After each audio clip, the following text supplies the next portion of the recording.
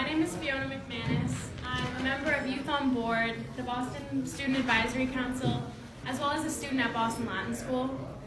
So as a junior, I have about less than a year before my world becomes almost completely centered around college and my future. My school, family, and society in general all expect me to go to a good college and start and develop a solid career. It's difficult to balance these expectations in general, but even more so when I find out that money that could be benefiting students across Boston, helping us succeed, is instead being withheld by the same institutions that I'm supposed to want to be a part of, specifically universities. Personally, I want to be able to commute to school for convenience as well as financial reasons, as do many others, specifically low-income students.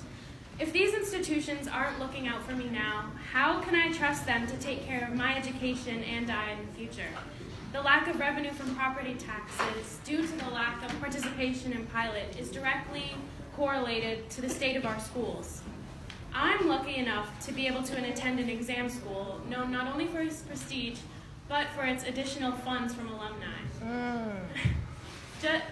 However, just yesterday, the entire school was a melting pot, all of us sweating in our seats, unable to function.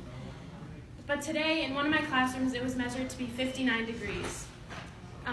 I read every day. I read from textbooks older than I am, and I pray that there's soap in the bathrooms, even though there never is. It may sound like I'm attacking my schools, but this is just a glance in the systemic underfunding we face every day.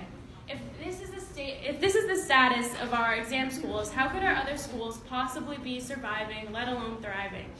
Boston children, are the future of this city. These colleges and hospitals are benefiting from extreme tuition and healthcare costs, but are not doing their part to give back to the community. How are we expected to pick up the slack when so much of Boston's land is being held by these institutions, driving costs up so far that none of us will ever be able to afford to live here when we're older? Thank you.